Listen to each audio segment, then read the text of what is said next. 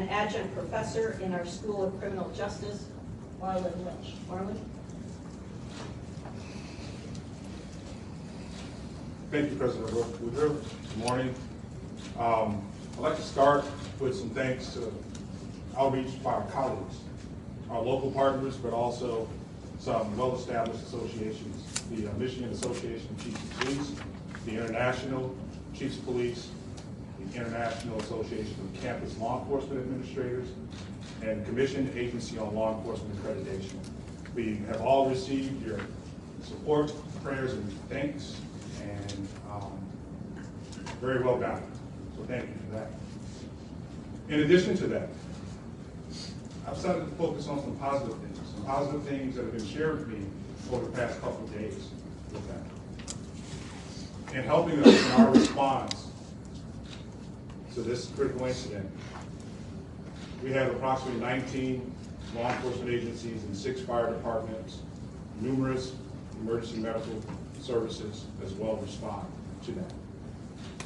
We had off-duty police officers, not only from our police department, but from local and partnering agencies that responded, that came without a request to help during that particular situation.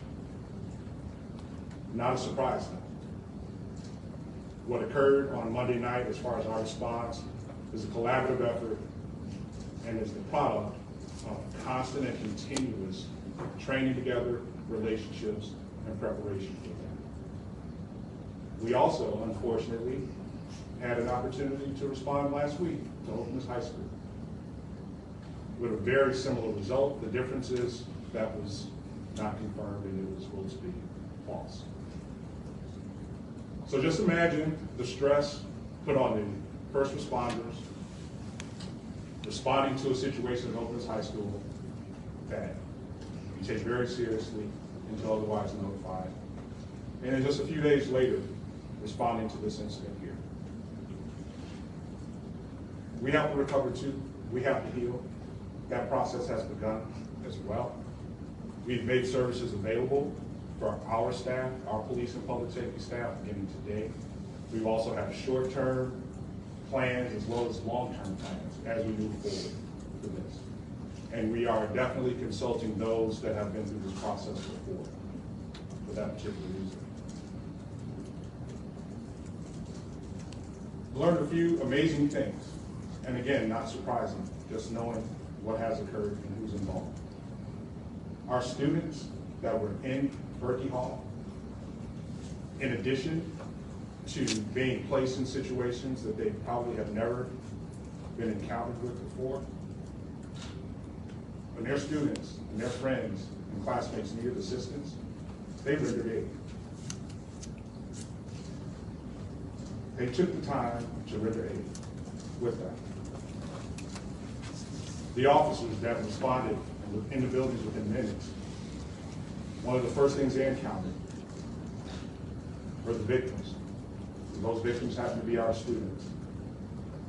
And they stopped to render aid and immediately got emergency medical services on scene to remove them so that they could get the treatment and the care that they needed.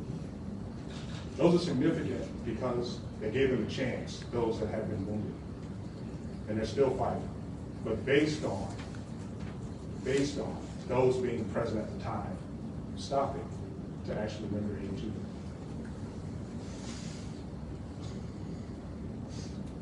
The dispatchers. Dispatch function is a very key component to what we do, our response. And if any of you have heard any of the radio traffic that happened that night, it's amazing. They were calm, they prioritized, they communicated well, they did their job. They did their job extremely well, extremely well. My point in this is to say that it's not based on an individual. We all have roles. When it comes time to actually do what you've been trained to do, it happens. And there's a caring component as well. Some very selfless in stopping to assist when they could have easily just run out of the building themselves. And there was nothing wrong with that at all. That's part of how they're actually trained. Our students, they have that opportunity to receive that training and run high five. And unfortunately, some of them during their high school years, middle school years, think about the generation that's here now. They've had to go through that. They've had to go through that. So I found that positive to be able to communicate that with that. Those are some stories that need to be discussed as well. And hopefully that is actually what takes place, which some has already done that, but I think we needed to take a moment to actually state that, the appreciation for that. So what we will hear now will be updates. In addition to the Michigan State University Police and Public Safety representative that's here, we will also have Lansing Police Department, Michigan State Police, as well as the FBI, come with updates. And again, we appreciate your presence here with that. Deputy Chief Ross. Good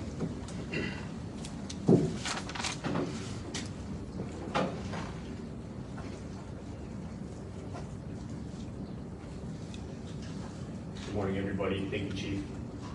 I want to begin by, again, honoring the victims, our students. As a father, I cannot imagine what all the families continue to go through. The past few days have been so unbelievably difficult for our officers and our community, and we continue to mourn with our community and start the healing process. The vigil last night was unbelievable, the turnout. We want to thank our Michigan State Police partners for providing security at that event, so our MSU police officers could attend and be with our community and mourn together. And that event truly was unbelievable how many people came from all over the country for that event. I'm going to start with some brief updates, and then I'm going to hand it off to some of our law enforcement partners that are here today to offer additional details. We've received questions about the ages of the deceased students. And those are as follows. Ariel Anderson was 19 years old. Brian Fraser was 20 years old. And Alexandria Verner was also 20 years old. We were present yesterday when they were recognized in the chamber of the Michigan House of Representatives, and that was a very moving experience as well. As the president mentioned, the 5 students in the hospital remain in critical condition. Out of respect for the families, we will not be releasing the names of the victims in the hospital. We do understand that some of those names have been made public by family and friends, but we feel strongly about not confirming their names out of respect for the families, and we hope you understand. So even though MSU Police and Public Safety is the lead agency in charge of this investigation, the investigation is very complex. It's bifurcated and involves many different agencies. Different parts of that investigation are being handled by different agencies in a very unified and coordinated effort. That unified cooperation between all of the agencies involved and the resources that have been deployed to campus from all over the country, it is impressive. I'll share a few brief updates regarding the investigation, and some of our partners that are here today will elaborate on some of these details as well. We can confirm that the shooter had 2 handguns on his person when he was located. Those handguns are both 9mm. He also had additional magazines and ammunition on his person. Our investigative team did work with our federal ATF partners to trace those weapons, and we have learned that they were purchased legally by the shooter, but they were not registered. We can also confirm that a note was found on the shooter,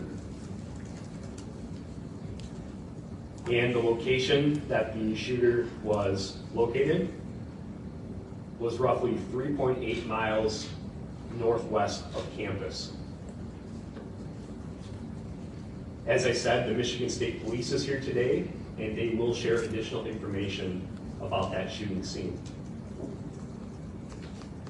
We want to thank all of our local, county, state, and federal partners for all of their assistance that they've provided throughout this investigation. The investigative assistance that we've received after the initial incident has been absolutely overwhelming as well. As the interim president said, we'd also like to thank the media for being active partners throughout this investigation. Your ability to share our information while understanding the sensitive nature and having compassion for the families is very much appreciated. At this time, I'm going to turn it over to Lieutenant Renee Gonzalez from the Michigan State Police.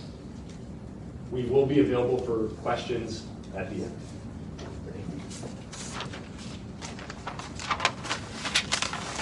Thank you, Deputy Chief Rosman.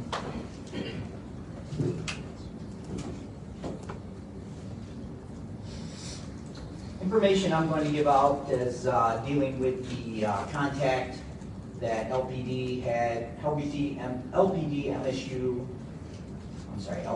MSP, and our state security officers had contact with the shooter at Lake Lansing and Large Road. Our detectives responded to Lake Lansing Road and Larch Street, where a subject matching the MSU's shooting suspect, Anthony McRae, was observed walking. What had happened is the LPD officers received a call that subject matching that description was walking down the street. This was on Lake Lansing Road near Larch Street, city of Lansing. Officers made contact, two LPD officers made contact with the shooter, approximately 20 feet from McRae. They exited their vehicle, ordered him to show his hands. However, he produced a weapon and then killed himself. It does appear that from the body-worn camera that McRae did not verbalize anything to the officers prior to him shooting himself or taking his own life. Once they had waited for two additional state security officers to arrive on scene, they walked up to the shooter who was laying on the ground, cleared the scene for their safety, and then started life-saving efforts on him. However, he was declared deceased at the scene.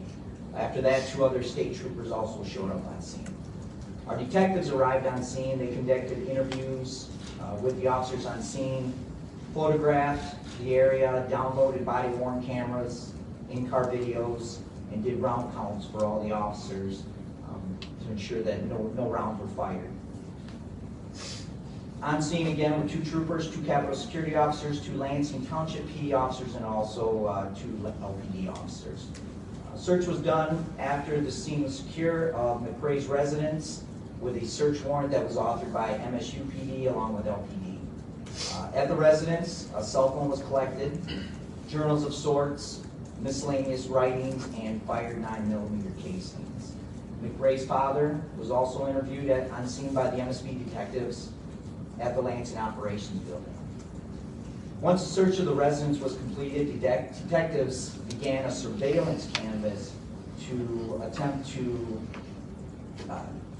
track the shooters once he cleared the MSU campus until he made contact with the LPD officers. They were able to track his journey from the MSU campus to where he was made contact. They are conducting additional surveillance canvases to see if we can find anything else on where he might have been. Detectives are also assisting with downloading information from McRae's phone, following up on CATA, as two additional bus tickets were found in his possession. Found on McRae were two handguns, the one he shot himself with, and another in his backpack that he was carrying. He also had a loaded magazine that was full capacity in his left breast pocket. In the backpack, he had 8 loaded magazines of 9mm ammunition, along with a pencil-sized pouch containing 50 rounds of loose 9mm ammunition. He also had 2 empty magazines on his person as well. 2 pages of notes were found in his wallet, which was on his person as well. Those are that was the note that indicated where he was going to visit, and also kind of gave an indication of why he, maybe a motive, but nothing that we can actually confirm just yet. The investigation is ongoing, and at this time, we believe that there were no other subjects involved, and McRae was the lone shooter in this incident. And I'll turn it over to Chief Sosby.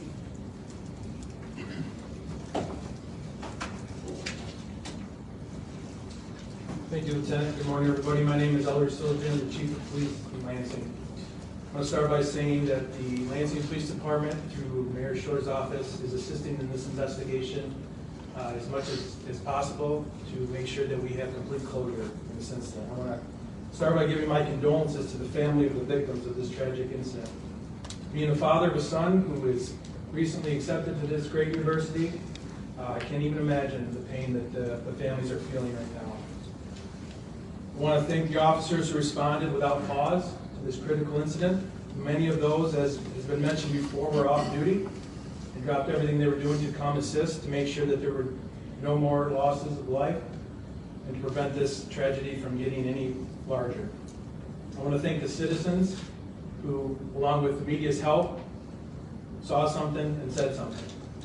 Without them, we may not be in this position here today. I'd like to clear up just a few things, a few topics of misinformation that we have been asked about either the accused McRae or the address, the Lansing address on House Street in the city of Lansing. LPD has not responded to any welfare checks for Anthony McRae. There was a welfare check at the address on House Street on February 5th that was not related to the accused. And LPD has not been called in any way to any shots fired at this address. The call history for the accused in this situation is very limited, but I will share this with you now to hopefully avoid any questions in the future. Starting back in 2005, McRae was contacted for a larceny complaint by the Lansing Police Department. 2006, a traffic violation. 2007, a traffic violation. 2007 again, another traffic violation. And in 2019, he was arrested by the Lansing Police Department for CCW, which is a carrying concealed weapon, which he was arrested for. And for that case, that weapon is still in Lansing Police Department custody.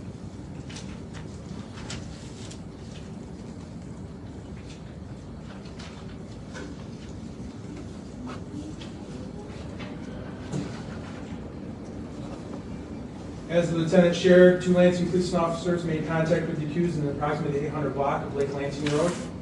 The accused was contacted, he produced a handgun, and ended his own life.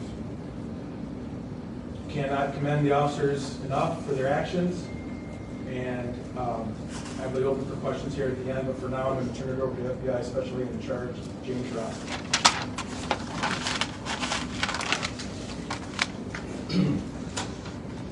Good morning. I will start off by thanking the press as well. Over the last few days, I've gotten to know quite a few of you as we just talk offline and actually socialize while this event continues. So, Paul, thank you. You've been very supportive, and I appreciate that. So do our folks. So today at Berkey Hall, we'll continue meeting with students and staff to return the personal items that were left behind. So that process essentially will begin at 10, and the students can show up. They will meet with our victim specialists and agents, and not only will they be able to get their items back, they'll be able to meet with our victim specialists for mental health support. Not just FBI, and we've flown victim specialists in from around the country. MSU has provided victim services as well. Victim specialists are there to meet with the students.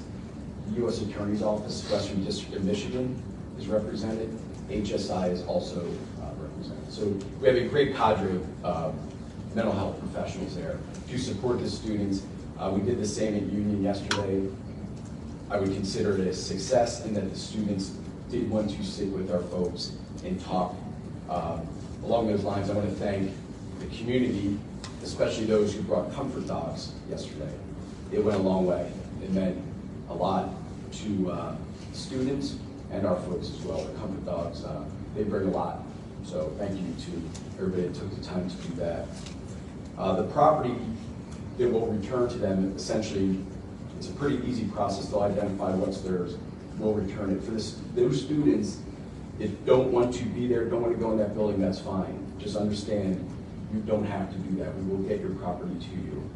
You can come, not go in the building, talk to our folks, and they'll get it to you. Or after today, everything that's left over, everything that remains that hasn't been collected, will be turned over to MSU Police Department so they can coordinate and facilitate getting those items back to you. Yesterday, about 80% of the students and staff's items were returned. We left, I believe the number is about 18 students that did not pick up their things for certain reasons, whether they couldn't make it or just didn't want to.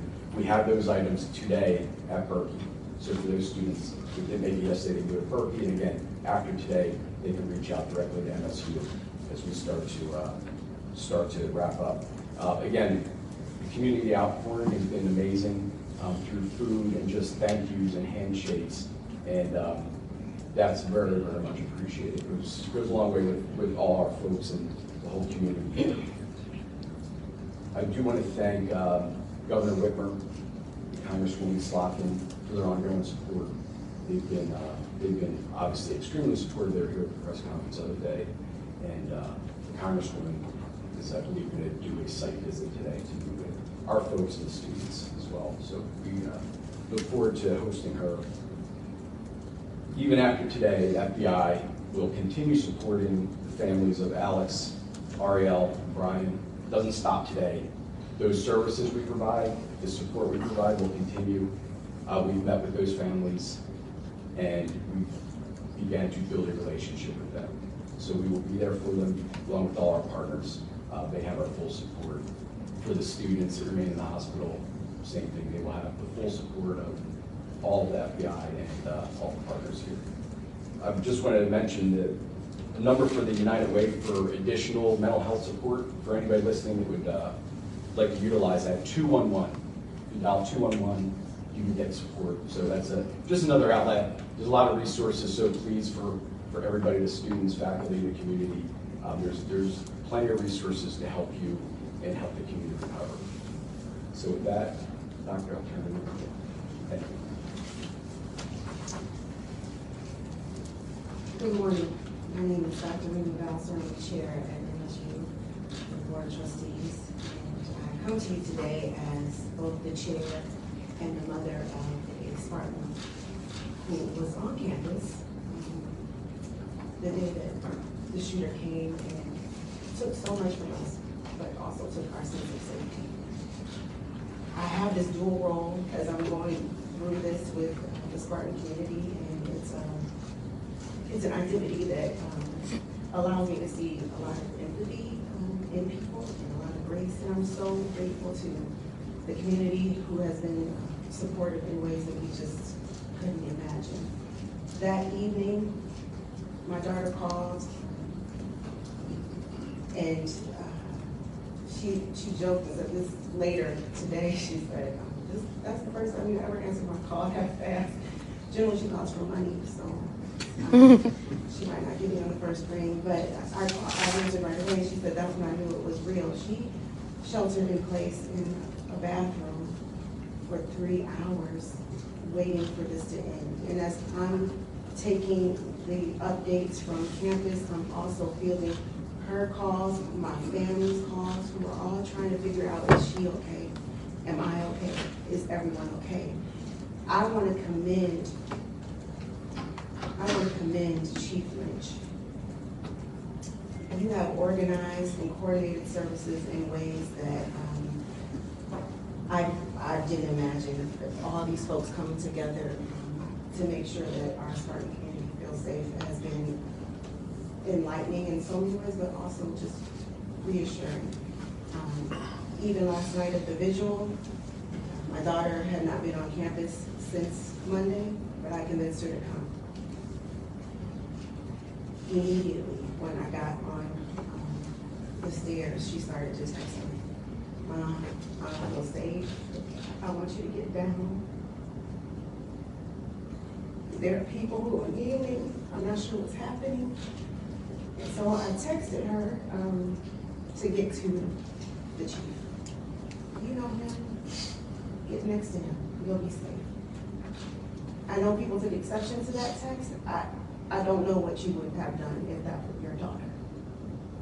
I want us to give the grace that's necessary. We all are going to be healing in different ways, in different paces. I'm one of those mothers who's like, tough it up, you scraped your knee, you want peroxide or alcohol. Like, I'm one of those moms, right?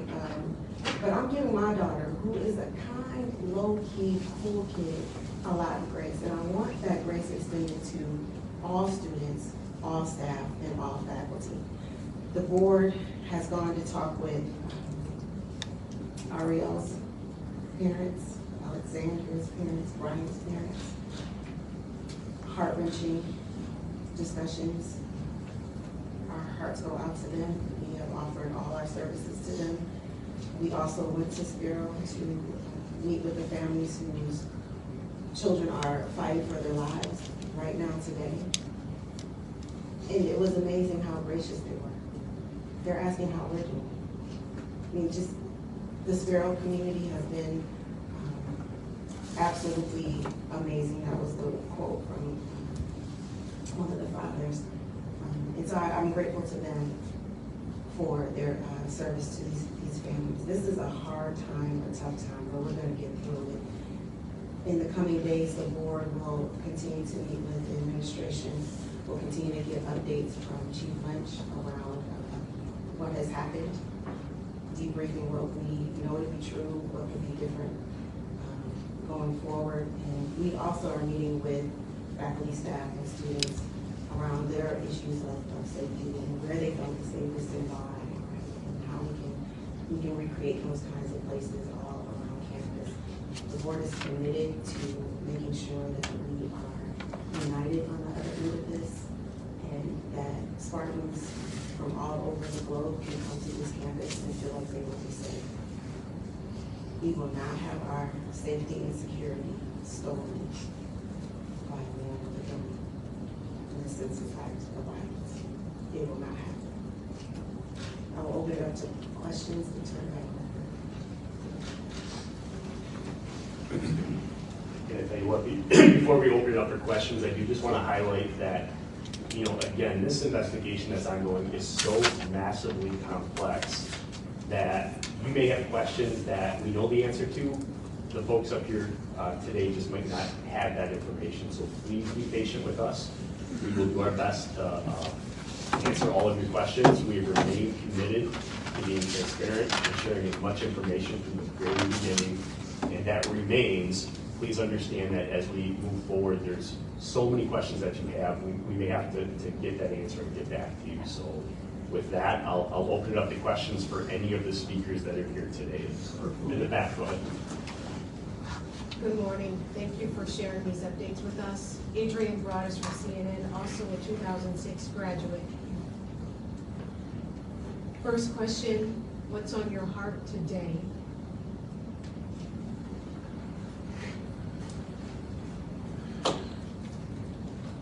We are a resolute community.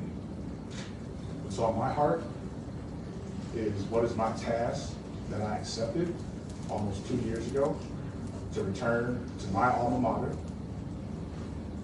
And I question what attracts me besides my love for this year. I know why I'm here today. I know why I'm here today. To help be a part of what we have in existence here as a community and what we have in our partnerships. These relationships are not new. These have been in place for years. And the amazing thing is that I'm an alum. Chris is an alum. Ellery's an alum. The sheriff's an alum. The chief of Meridian Township is an alum. We could go on and on with that. We are truly invested in what we have here. And we're going to keep it. But it opens discussions for how we proceed and how we create that environment. It's just not up to us. We're going to have discussions with our community. And this is a societal challenge as well. And real quickly, if you're able to share some of the businesses, for example, the church, the warehouse that was listed in this note, did he have ties to the places that were named in the note?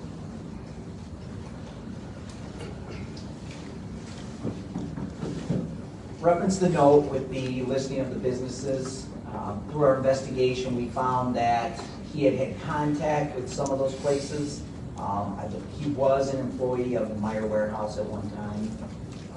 And a couple of other businesses, it appears that he had some issues with the employees there where he was asked to leave. So it looks like he possibly, a motive for that was he just felt slighted. And that's kind of what the note indicated. The surveillance image obviously proved pretty important for capturing Mr. McRae, locating him. But why did it take 3 hours to get that out? Like, do you have real-time monitoring of cameras on campus? What was the process of actually going through and going through? Yeah, that's a good question. You know, we have thousands of cameras on this campus. We've worked recently to enhance that even further. That system is complex, and our investigators immediately began reviewing surveillance footage. It did take them a little bit of time to locate that due to the number and the volume of cameras that we have.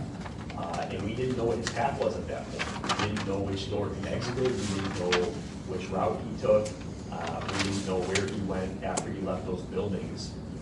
When our officers arrived on scene at both of those locations, he had already left the building. We didn't know by which direction, which door, and so we immediately began reviewing surveillance footage. As soon as we located that image, we immediately pushed it out. On social media.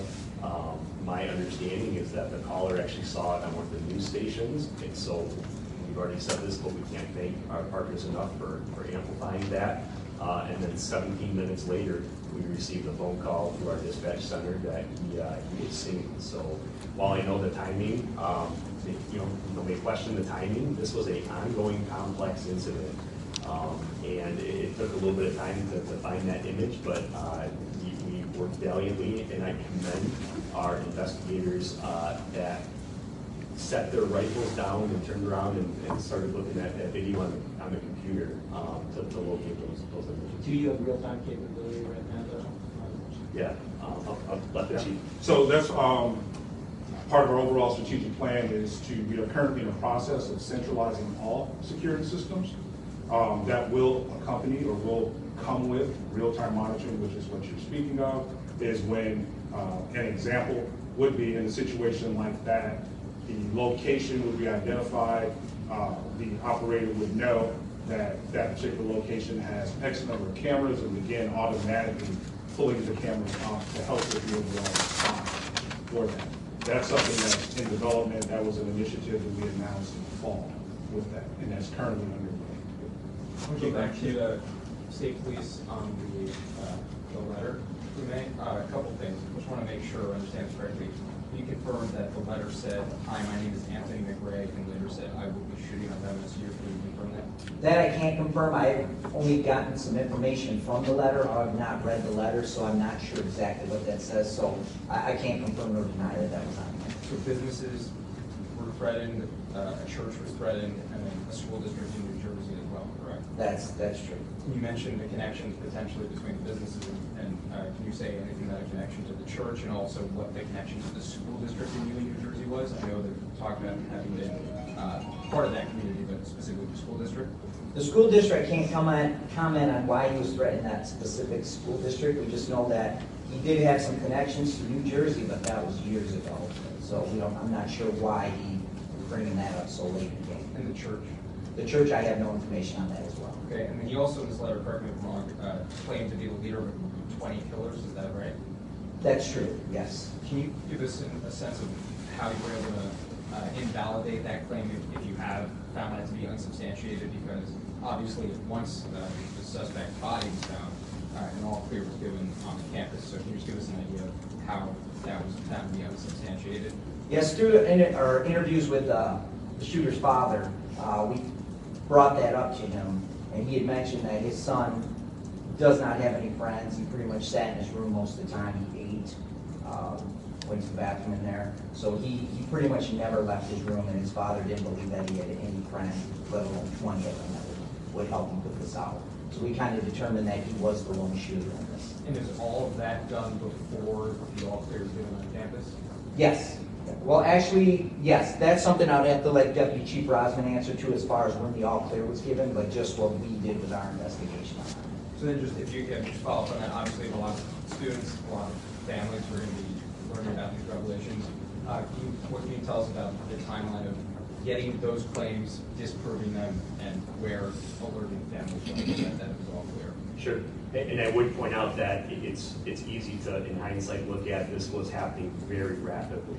What I will say is, at the time that that information was received, that the note was found in his pocket, we had already established not only a unified command post in the field, but we had activated our emergency operations center, and information was being shared live time between the unified command post, our emergency operations center, operating under our instant command system. And so that's the reason that we were able to get information so quick from the scene where the shooter was found, note in his pocket, and relay that information live time to the people like myself that were making decisions on what information was accurate to communicate with the public. And at the time, we had to make a decision whether we believed that the statement about there being 20 people involved was credible based on the information that we had at the time, and I stand by that, and we continue to stand by that. We do not believe that to be accurate, and that's why we did what we did. So thank you for the question. I'm going to go somewhere. I just want to clarify on the timeline on this. The tweet, so I just want to be clear, your department put out a tweet at 12:28 a.m. saying there is no longer a threat to campus. So at that time, when that tweet is put out, your department has already been made aware of the claim of 28 other shooters and has already disproved or looked into that. We had already received information from the scene, very detailed information from the scene, and we processed that information and made that decision. Yes, that's the answer. Hold on. In the back, right there, please tell. Quick question for Chief Sosebee and the President. Chief Sosebee, will you be releasing the body camera video from the Larch and Cedar Street like you have with previous investigations that are going on? When we are involved in a situation like this, our policy and procedure is to release the video. However, this investigation is being conducted by the Michigan State Police and Campus Police, so we'll leave that determination up to them as to when that. Because you've done it with a couple officer-involved shootings while state police are still doing their investigation. Yes, that's true, and in cases that we do that, we are in full cooperation with the investigating agencies in this case. And then for the President, real quick, Berkey Hall is closed for the rest of the semester. The union's closed for now. What happens after that? Are you going to go through a remodel like Oxford did? Or are they going to be completely torn down and rebuilt like Stanley Hook? Or what's the process for that? Our leadership group is meeting, and we're making determinations of disposition of each of the buildings in real time. So I don't have an answer for that. Question for Chief Lynch.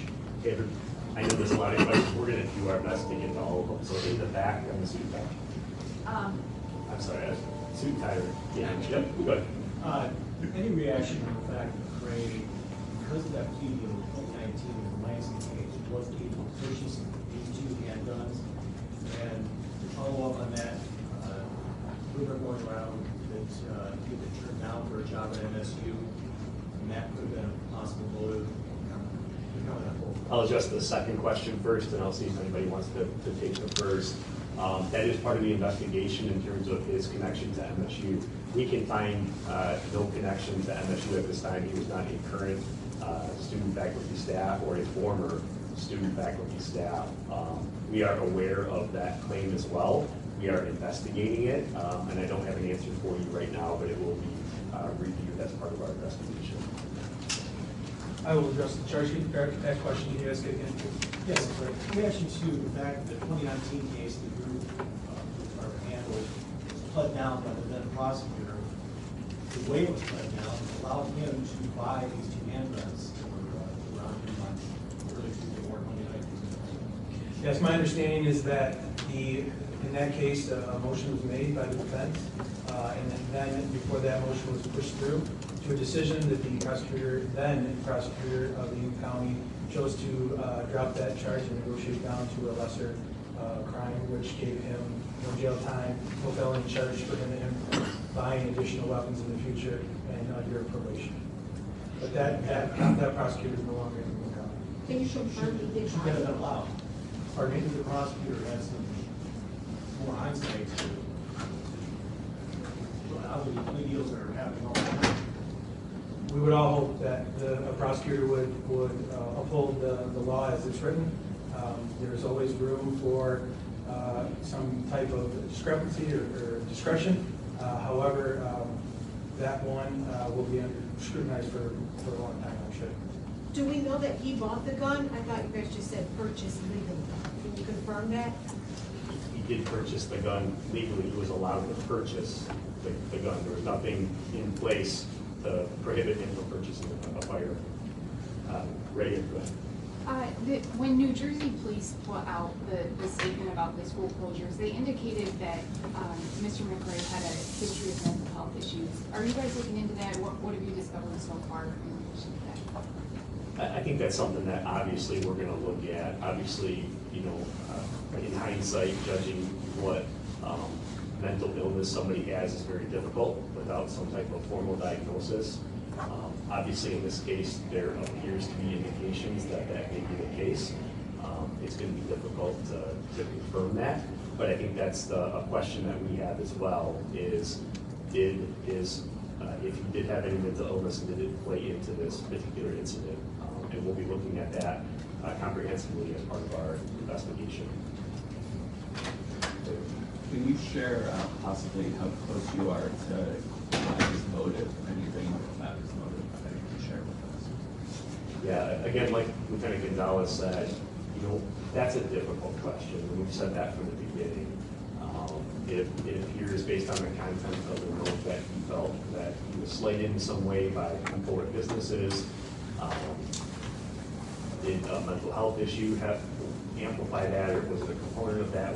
We're not sure at this point. I just want to assure everybody that that's the question on all of our minds, and we're working our best to try to determine that as best as possible. And we've committed to sharing accurate information, and I don't have an accurate answer for you right now, other than to say that we continue to look at that and attempt to determine the actual motive. And was he a member of the church? I don't have that information. Right. Yeah, for Chief Lynch. Police reported a lot of misinformation and false reports coming in Monday night. Some of that information was broadcast on Scanner, which we know a lot of students were listening to in real time. Do you think that contributed to the panic on campus? Most definitely. Misinformation is, it's self-defined by how it's stated, right? And if that's what's going on, what else do you have to believe? If you're actively listening to a scanner. That's why we were communicating in the manner that we were. Please utilize us as your source for information. So related to that, there's a couple points that police put out reports that turned out to be false. So of a shooting at IM East, or of someone actively shooting as late as 11:30 p.m. Did those false reports you were getting make your job more difficult?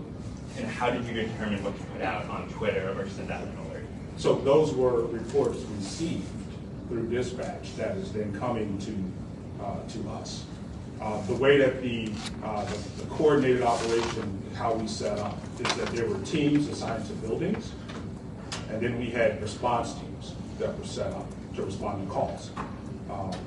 We operate on trying to verify and go from there. And so when we receive calls like that, if that's what you hear on the scanner and that's how we're being dispatched, we're sending officers to that location. Those officers get there, they get to IM East, no signs of shooting, not hearing anything.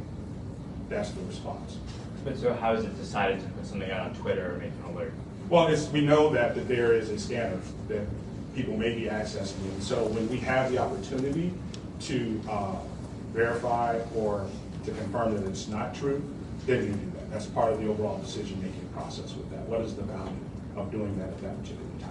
And so putting out 11:30 that there was still someone actively shooting, is what that alert said.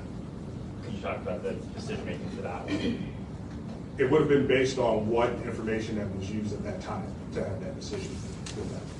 It's all real time. It's very nimble with that, and that's why we should be the source of information. The professor who led the classroom when the shooting started in Berkey Hall said that there was no way that he would lock the classroom from the inside. Is that the case in classrooms across campus? And is that best practice to not have a locking mechanism? Most K-12 schools, for instance, in these instances, have a mechanism for teachers to lock the classroom doors. Well, I'm not familiar with the statistical information for K-12, but would be the fact is that we have 400 buildings as opposed to maybe 1 or 6 with that. So the sizes are definitely going to vary with that. Our practice currently is to not outfit each and every classroom with mechanisms like that. There are a couple of reasons why we're not to. That's in the discussion itself on the advantages, the pros and cons with that.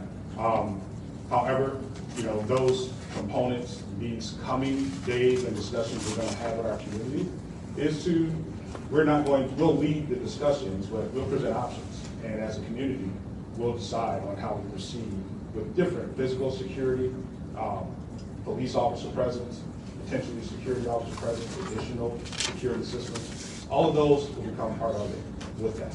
But today, that is not how we're set up in all of our classrooms with that. You mentioned that the students rendered aid to each other.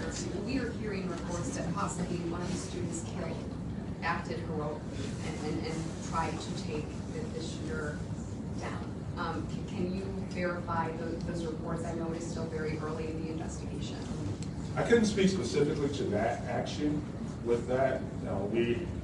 Lots of information being fielded at this time. What I shared at the beginning of this press conference was what was shared directly with me by individuals involved with that.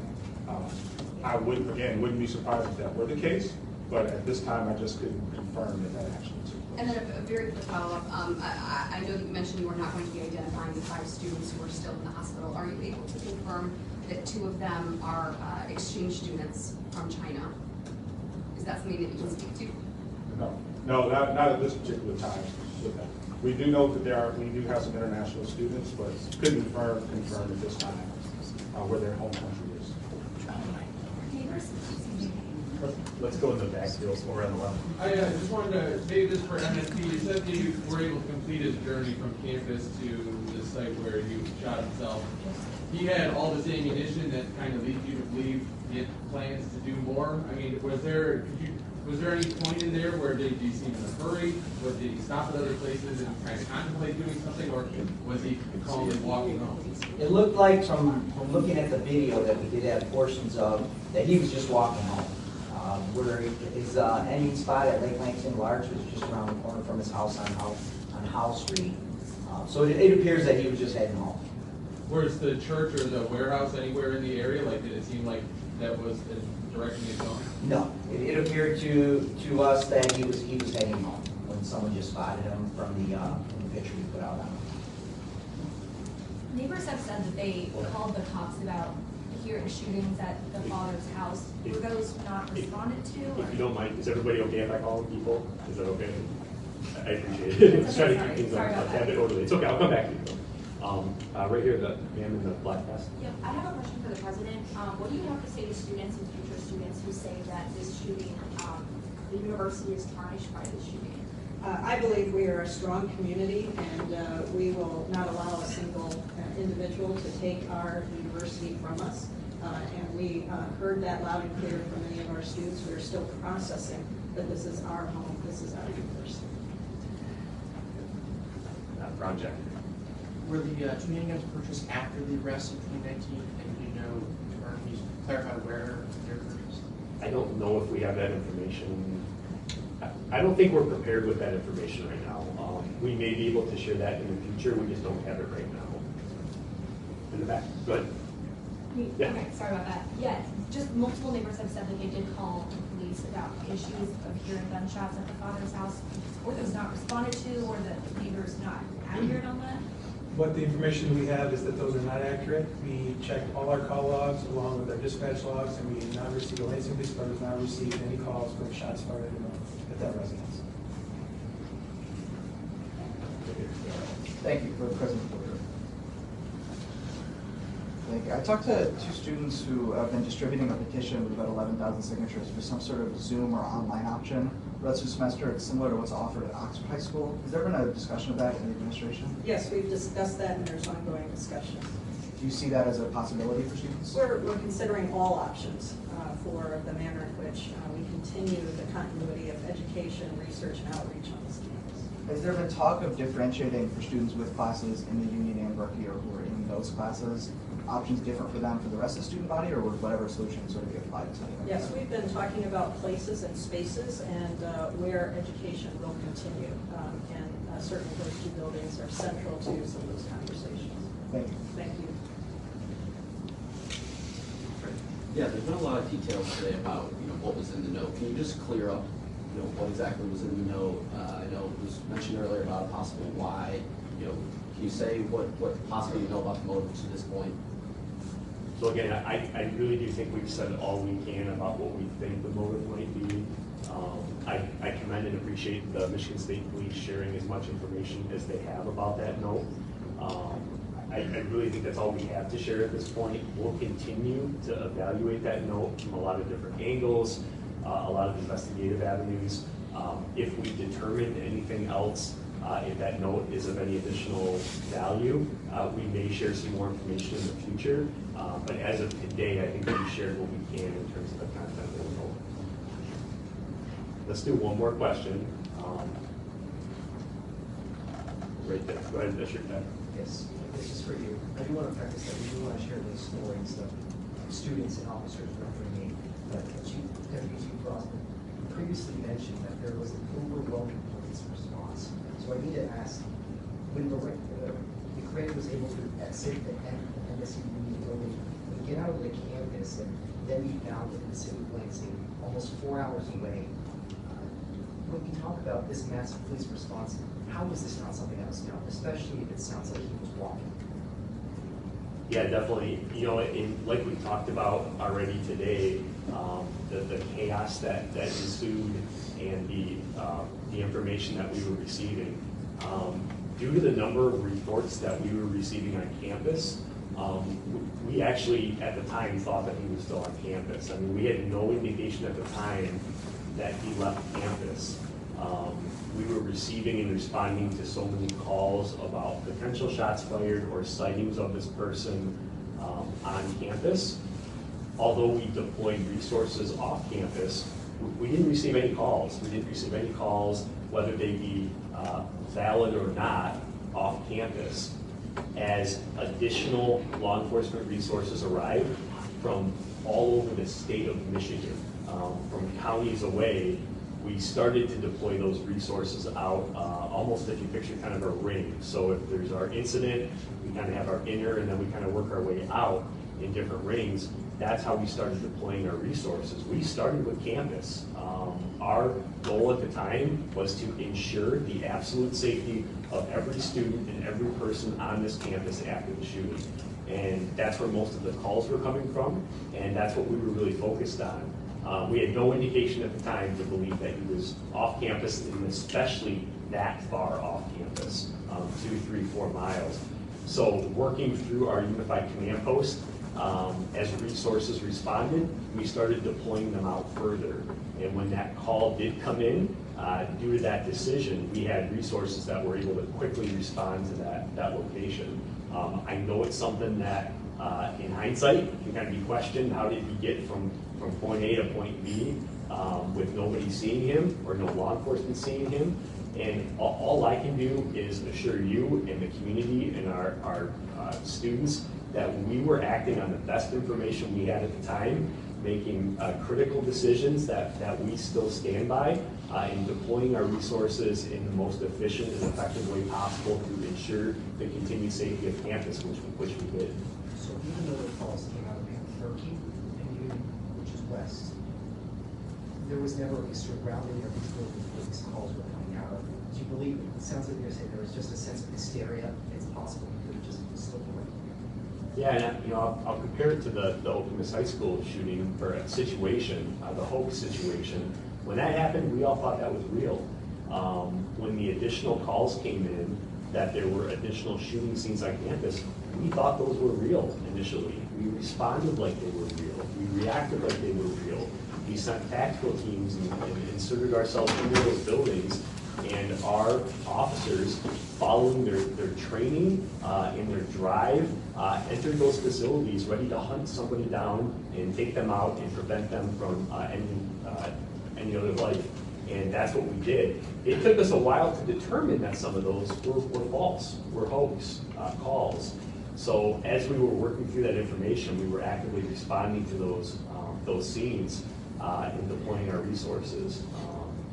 And you know, it took us a while to determine. You heard it. Everybody here, it sounds like was listening to the scanner. I mean, we were listening to the same thing. A lot of those calls sounded real when they went out. We thought they were real, and we responded like they were real, and we were ready to do what we're trained to do.